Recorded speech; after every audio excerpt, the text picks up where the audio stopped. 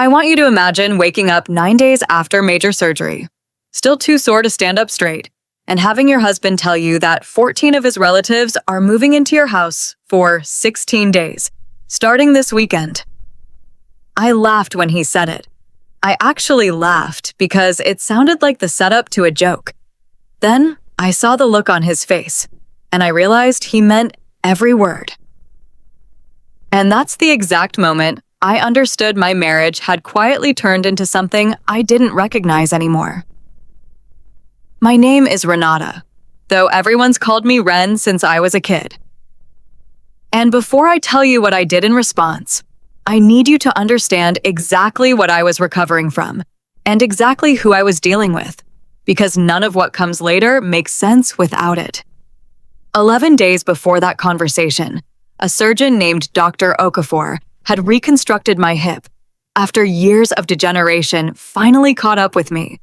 He sat across from me in recovery, still in his scrubs, and told me, in that careful, deliberate tone doctors use when they need you to actually absorb what they're saying, that I had 6 weeks minimum before I could lift anything heavier than a coffee mug, stand for more than 10 minutes at a stretch, or climb a full staircase more than once a day.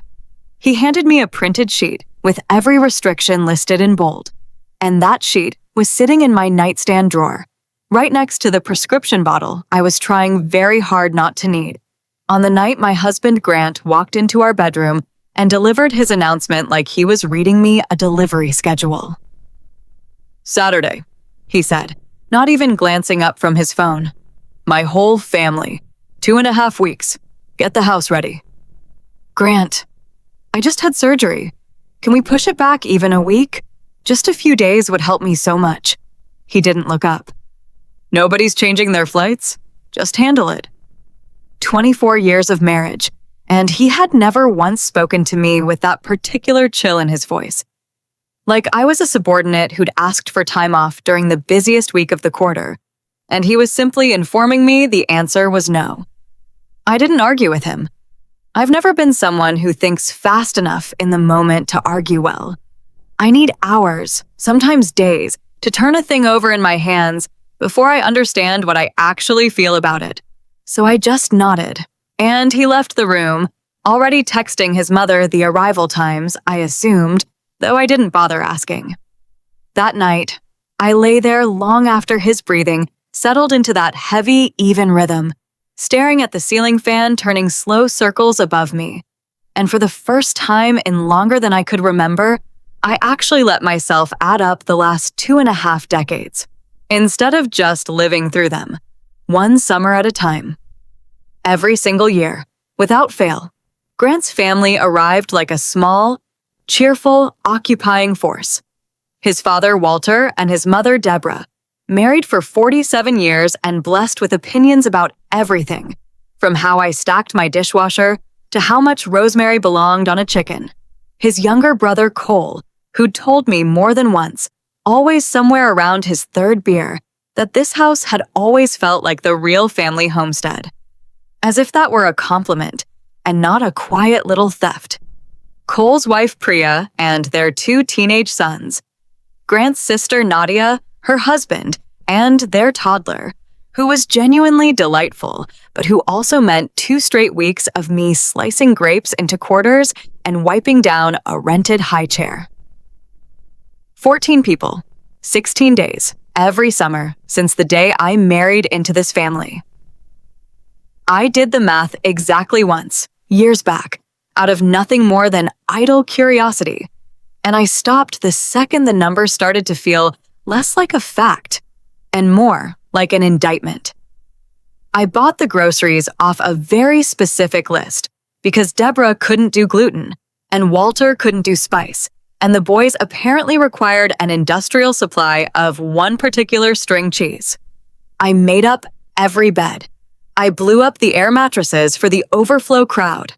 I ran mountains of towels and linens that came out smelling like somebody else's house entirely.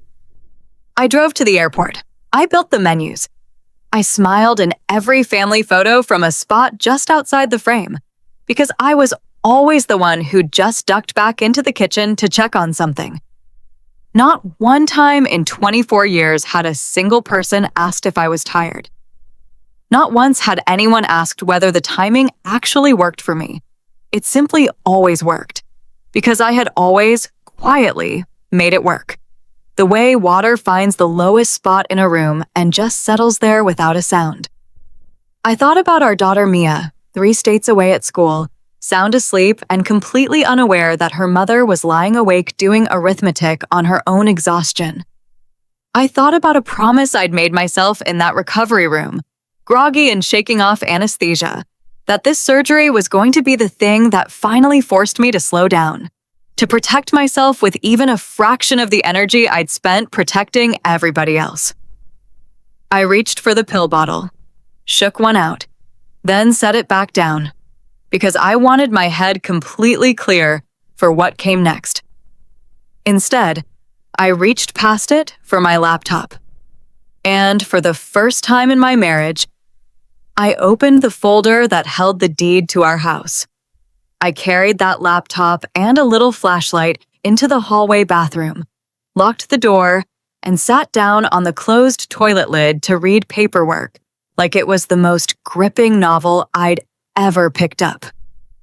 My grandmother had bought this house back in the early 90s.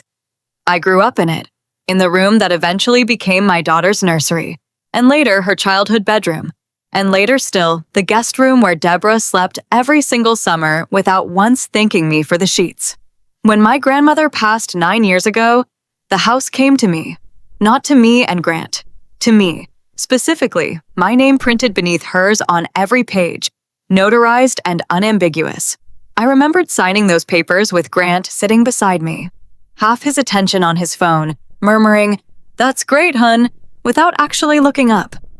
He never once asked to see the deed after that, because he never needed to.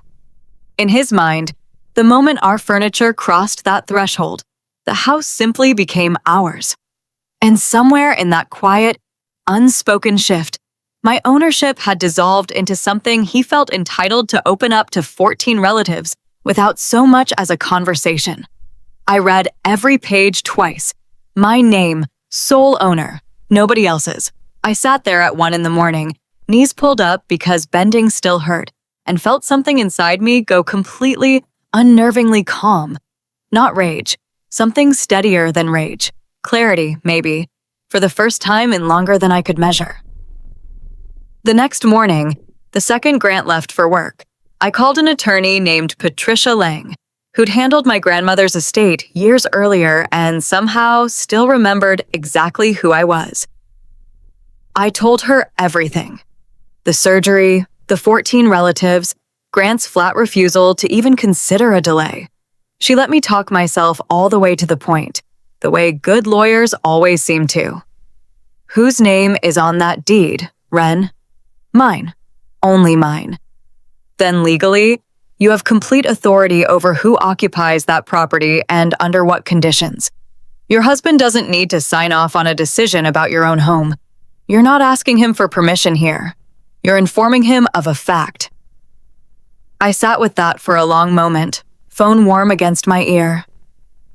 I don't want to hurt him, I said, and I meant every word of it, because whatever else was true, I hadn't stopped loving Grant. I just didn't know anymore whether he still actually saw me. This was never about hurting anyone, Patricia said, her voice softening in a way that told me she'd had this exact conversation with other women before, probably more than a few. You had major surgery 11 days ago. Your surgeon gave you explicit written restrictions. You are not obligated to host anyone, family included, while you're recovering from that. Boundaries aren't cruelty, Ren. They're the bare minimum of taking care of yourself. I wrote that down on a sticky note and pressed it right onto the edge of my laptop, where I'd see it every single time I opened the screen. We spent another 20 minutes on logistics, what I could legally do, what I'd need documented, how to handle this cleanly enough that nobody could later claim I'd acted out of spite. Paper trail, she kept repeating. Everything defensible. After I hung up, I sat at my kitchen table for a long time, staring out at the yard where Walter always set up his folding chair, in the one patch of shade Deborah liked best for inspecting my flower beds. I thought about 6 weeks of recovery stretching ahead of me, the physical therapy already on my calendar, the simple fact that I could barely lift a laundry basket, let alone cook 3 meals a day for 14 people. I want to be honest with you, because it would be so easy to make this sound like I was sitting there, plotting revenge, rubbing my hands together like some cartoon villain. That was never it. I was exhausted, and for maybe the first time in my adult life, genuinely scared of what my own body could no longer do. And I was slowly starting to understand that the house my grandmother left me didn't have to be a place where I quietly vanished into service every single summer. I opened a blank document and started building. Not a grocery list, not a cleaning schedule, a plan. And by Thursday, I had 3 phone calls lined up, every one of them made from the front seat of my car, parked in the pharmacy lot 2 miles from the house, seat reclined just enough to take the pressure off my hip. I didn't want Grant walking past and overhearing. Not because anything I was doing was remotely illegal. Patricia had already made that crystal clear, but because I needed everything finished before he had a chance to talk me out of it, the way he always managed to, in that particular tone he used when he wanted something, and had simply decided my resistance was a formality he could wait out. The first call went to a renovation company called Highline Restoration. I told the coordinator, a brisk, no-nonsense woman named Marisol, that I needed a full interior assessment.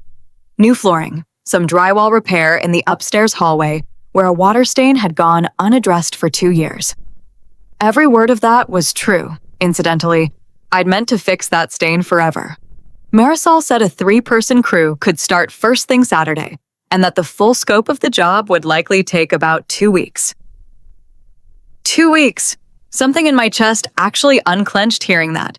The second call went to an HVAC company for an emergency inspection of our central air, which genuinely had been making a strange grinding noise for about a month. Not a fabrication. Just, for the first time in my marriage, me choosing to prioritize my own house's real needs over my own exhaustion, in service of everyone else's comfort. The third call went to a painting company Patricia had personally recommended, specifically because of one clause buried in their standard contract. No occupants on the premises during interior painting and floor refinishing, for safety and liability reasons. That clause was the entire point. I had the woman on the phone read it back to me twice, just to be sure. By Saturday morning, all 3 crews were scheduled between 8 and 9 a.m. My insurance had already confirmed that, given my recovery plan, I qualified for a short-term stay at a rehabilitation facility 15 minutes away. Single-level layout, grab bars, a nurse checking in twice a week. I never mentioned that option to Grant because in 11 days, he never once asked me where I actually planned to recover while hosting 14 people. Friday night, while he was over at Kohl's finalizing arrival details, I packed slowly, brace creaking with every motion, folding just enough for 2 weeks. Medications, my surgeon's restriction sheet, my laptop, one framed photo of my grandmother that had sat on our dresser for years. I left a note on the kitchen counter. Nothing dramatic, just fact. Gone to recovery housing per doctor's orders. House is closed for scheduled renovation starting Saturday. Contractors have keys. Please don't interfere with their schedule. It's a liability issue with the insurance company. I drove myself to the rehab facility Friday night, wincing at every pothole, and slept better than I had in 11 days. I wasn't there Saturday morning to see it happen, but Grant pieced the story together for me over the following weeks, and I've stitched together the rest from what Deborah eventually admitted. 2 SUVs pulled into the driveway around 10, packed with suitcases, coolers, folding beach chairs, and the specific cooler Nadia's husband insisted on bringing every year just for shrimp. 14 people spilled onto the lawn, already arguing pleasantly about who'd get which room. And there, taped right at eye level on the front door, laminated so the humidity wouldn't warp them, were 2 printed signs. Home closed for renovation. No occupancy until further notice. Per contractor and insurance requirements. Behind those signs, through the front windows, they could see the crew already at work. A man sanding the hallway floor, plastic sheeting draped over the living room furniture, the sharp chemical smell of primer drifting out through the screen door. Grant tried the door handle uselessly, according to Deborah, and just stood there on the porch for what she described as an unreasonably long time, staring at the sign like it might rearrange itself into something that made sense. Marisol's crew foreman came out, polite but completely unmoved, and explained that the property was under an active service contract that prohibited occupancy during the work. Standard liability protocol. Nothing personal. Just company policy and the terms of the agreement. But that's where things actually took a turn nobody saw coming. Because it wasn't Grant who escalated things first. It was Cole.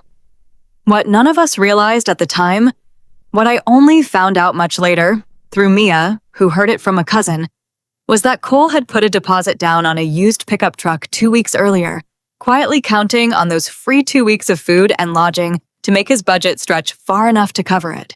His finances had never really recovered from the year his transmission gave out, and we'd quietly covered the rental car.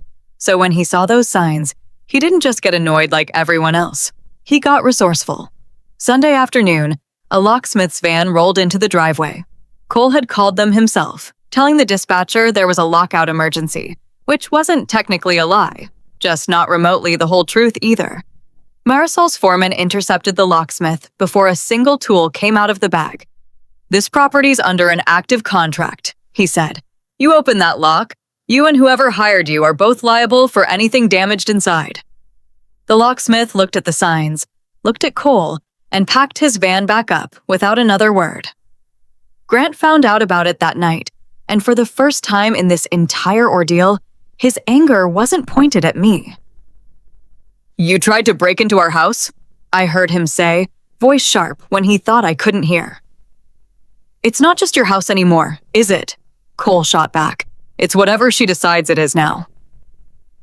That was the first real crack in the whole thing, and it wouldn't be the last.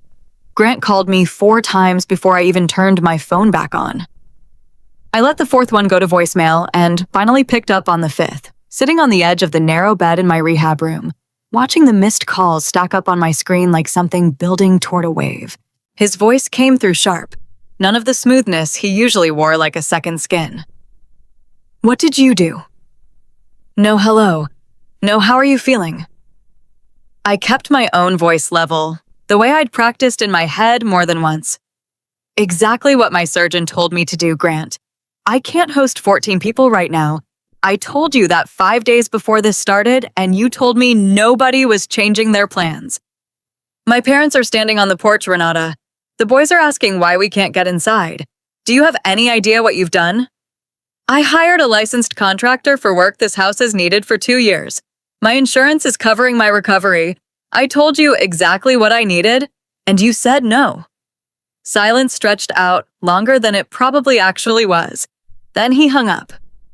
Deborah called next, and I almost let it ring out, but some old habit of politeness, or maybe just morbid curiosity, made me pick up anyway. Her voice carried that particular fury of a woman used to getting her way through sheer persistence. "Do you have any idea how humiliating this is? We drove 5 hours. The boys are exhausted. This is unbelievably selfish of you, Renata. It's just..." She caught the word before it fully landed, but I heard the shape of it anyway. Selfish. As if a woman 11 days out from hip surgery, asking not to host 14 relatives, was somehow the height of selfishness, and not the 2.5 decades she'd spent treating my labor like it was simply weather. Something that happened, rather than something I actually did. I didn't argue with her. Arguing with Deborah had always felt like trying to hold water in your fists. The harder you squeezed, the faster it slipped through. Instead, I texted her a photo of my discharge paperwork, restrictions bolded at the bottom, followed by one line. "This is why. I hope everyone finds somewhere comfortable to stay." Then I turned my phone face down and didn't look at it again for the rest of the day. Walter's voicemail came that evening, booming, even through a tinny speaker, something about how I'd embarrassed the entire family, how a wife doesn't just vanish when her husband needs her. I listened to it once, deleted it, and noticed my hands weren't even shaking. I'd expected to feel rattled. Instead, I felt like a woman who'd finally set down a piece of furniture she'd carried so long, she'd forgotten her arms could ache from anything else. Meanwhile, Grant was managing a crisis I'd spent 24 summers quietly running, without him ever noticing the machinery behind it. 14 people needed somewhere to sleep, and every room at the roadside inn on the highway was booked solid for a wedding that same weekend. He ended up booking rooms at a hotel by the interstate, 2 hours before check-in even opened, at a rate that, when Cole let it slip within earshot later, came to just under $5,000 for the full stay. Meals not included. He was the one figuring out at 9 at night what 14 people wanted for dinner, only to discover Walter hated the Italian place he'd picked.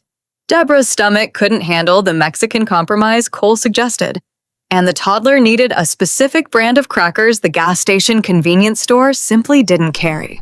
He drove his parents to the pharmacy for Walter's forgotten blood pressure medication. He drove Priya's teenagers to the outlet mall out of sheer boredom. Small requests that used to resolve themselves before he even registered them as requests, because I had always resolved them first, now landed on him, one after another, every single hour of every single day. I wasn't there to witness any of it, but I could picture it with unsettling clarity, because I'd lived that exact version of the week myself, for 24 summers, invisible and completely unthanked. There was something almost meditative about not being the one solving it this time. I spent my own days doing the exercises my physical therapist assigned. Short, careful walks up and down the hallway. Ice on my hip every evening. Working through a novel I'd started nearly a year ago and never once had the quiet to finish. On the third night, lying there listening to the hum of the air conditioner, I let myself feel, without any guilt trailing behind it, something that felt uncomfortably close to peace. By day 5, Grant's texts started to shift. The first 2 days had been all capital letters and accusation. By Wednesday, it had softened into something else entirely. Long day, no punctuation, sent at 11 at night.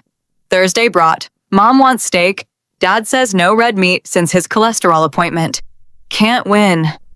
I didn't respond to either one. I wasn't trying to be cold. I just didn't have an answer yet, and I'd stopped believing it was automatically my job to have one. That same week, Mia called, laughing before she'd even said hello properly.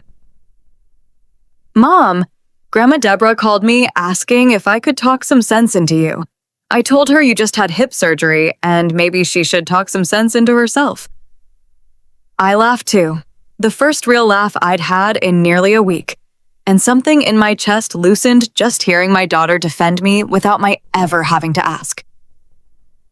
Grant called again on day 6, and this time his voice sounded different, worn thin at the edges instead of sharp. The boys are cranky. Mom's complaining the pillows are too firm. Dad wants to know why we don't just stay at Cole's, which, Renata, his place isn't big enough for 4 people, let alone 14. But somehow, our house was always supposed to stretch that far. I've been doing the grocery runs every morning.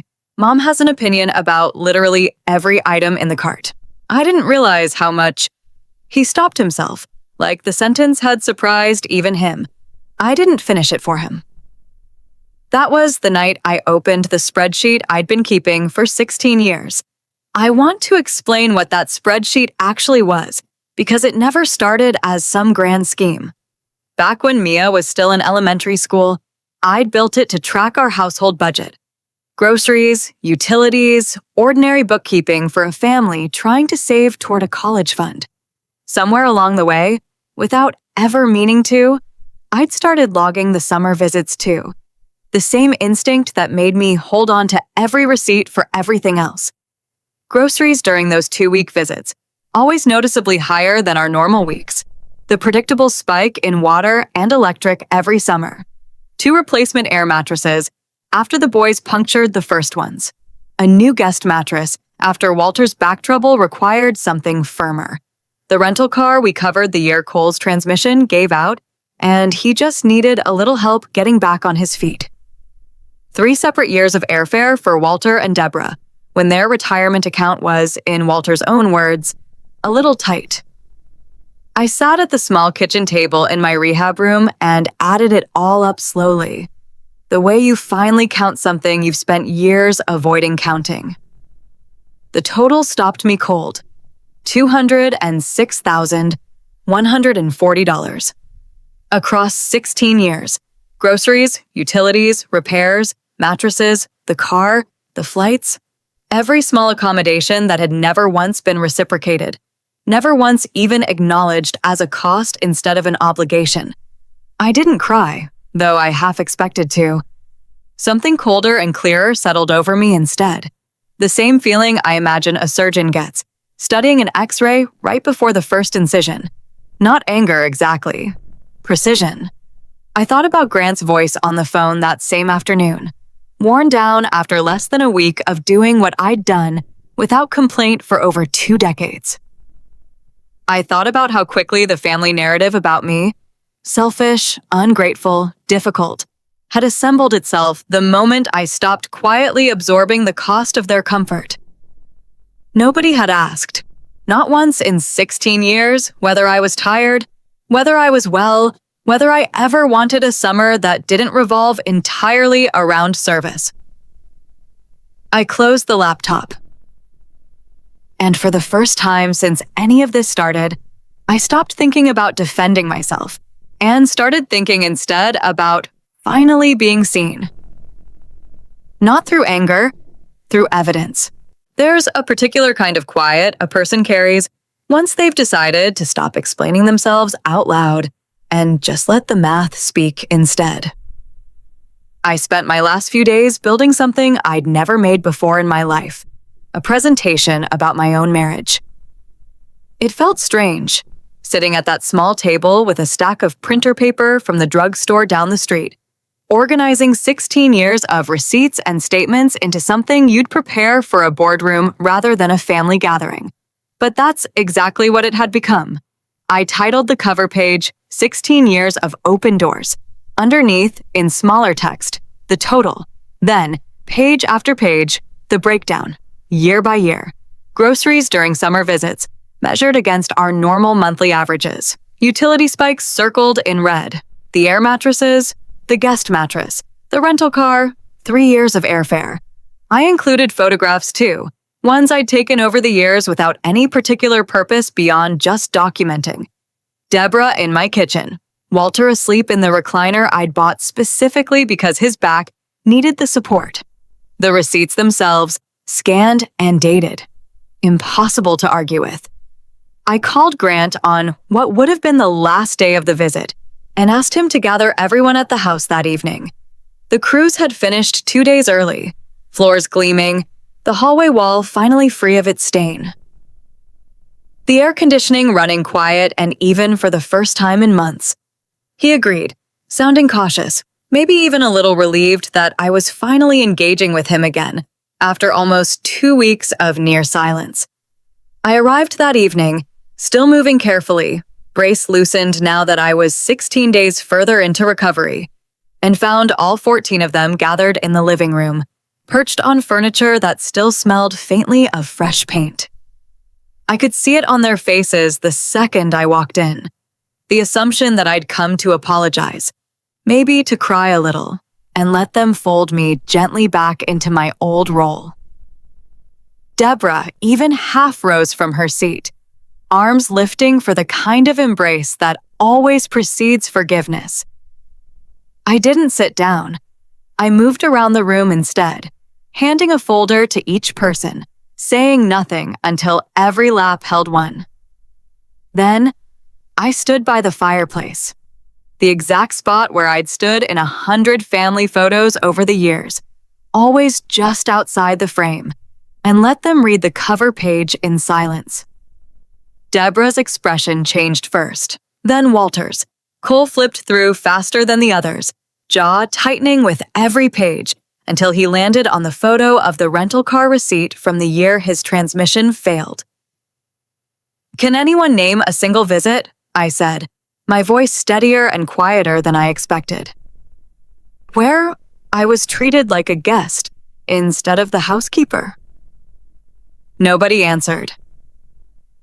Can anyone remember asking whether I was healthy enough, or rested enough, or simply willing, before inviting yourselves into my home for 2.5 weeks every summer for 16 years straight?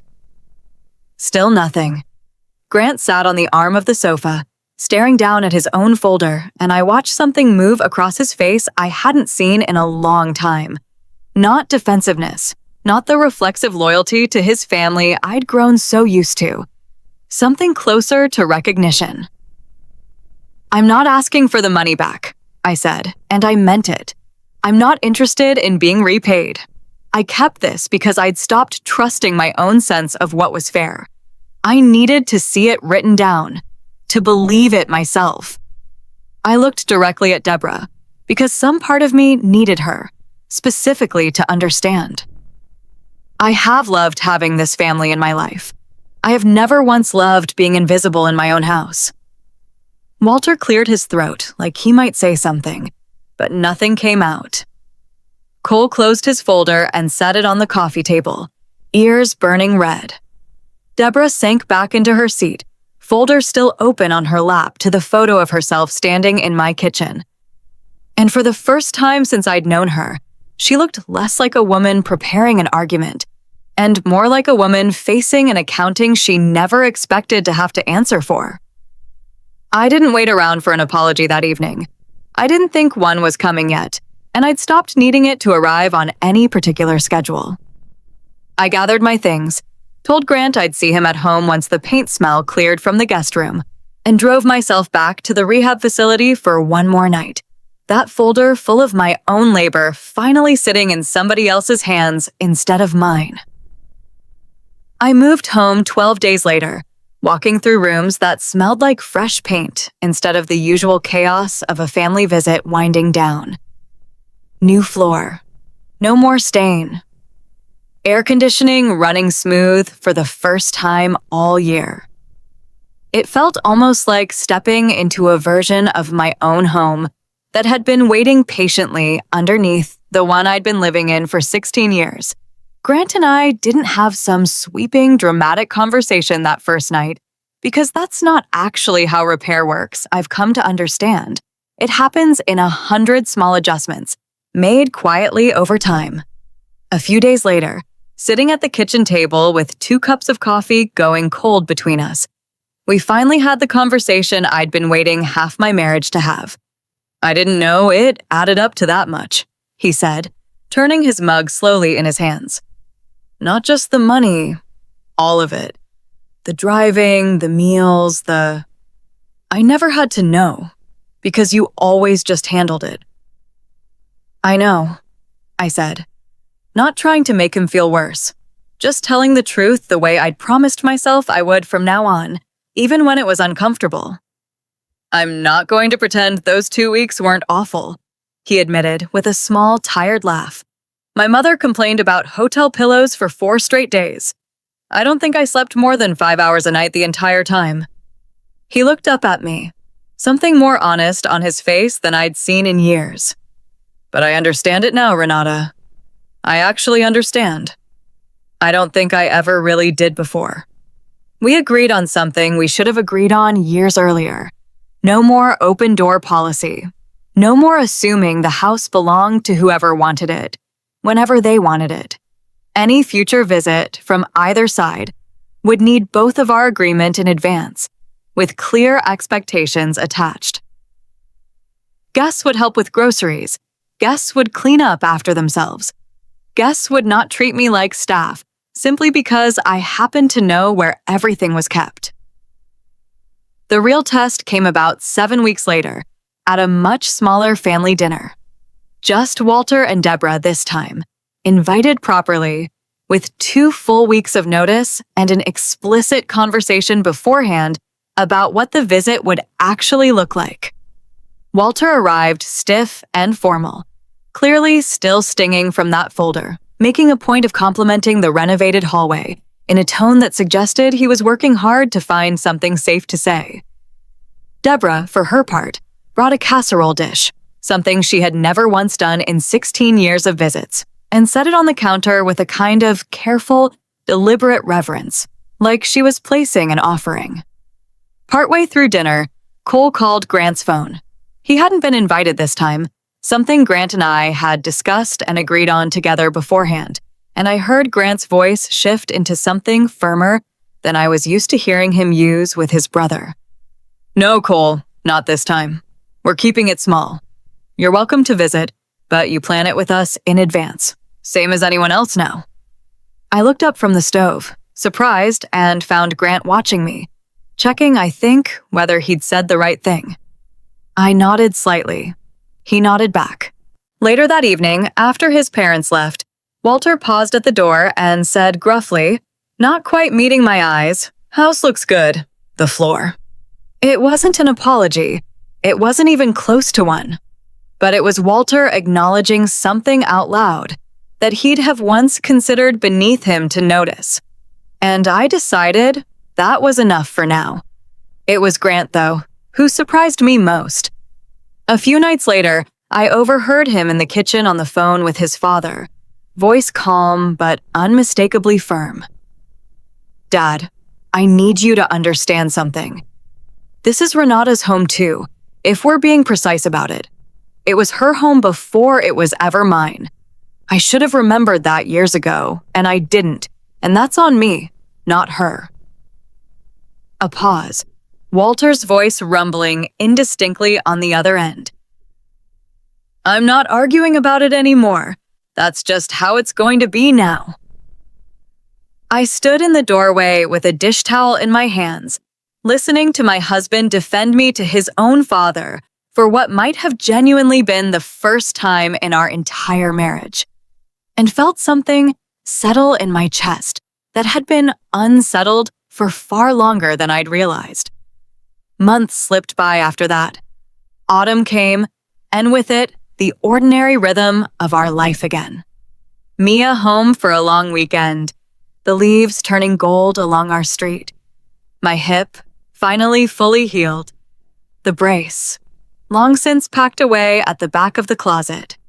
Then, one Tuesday evening in October, my phone rang, and it was Deborah. I almost let old habit answer for me and let it ring out, but I picked up anyway. And her voice, when it finally came through, was different than I expected. Smaller, almost tentative. Nothing like the commanding tone I'd known for 16 years. "Renata," she said, "I was wondering, would next Saturday be a good time to visit? Just for the afternoon. I'd call ahead, of course, and bring something for lunch if that's all right with you." I smiled, standing alone in my kitchen with the late afternoon light coming gold through the window over the sink. It wasn't an apology. I suspected Deborah would never quite manage the actual words. But it was something I'd waited 16 years to hear. A woman who had once treated my home like a birthright, now asking, gently, humbly, if she might be allowed to knock first. "Saturday would be lovely, Deborah," I said. "I'll see you then." And if any part of this story felt familiar to you tonight, if you've ever given so much of yourself to the people you love that they simply forgot to ask what it was costing you, I hope this reminded you that it is never, ever too late to finally be seen. Tell me in the comments where you're watching from tonight. I read every single one of them. And if a story like this one found you at exactly the right moment, stick around. Because there's another one waiting for you tomorrow.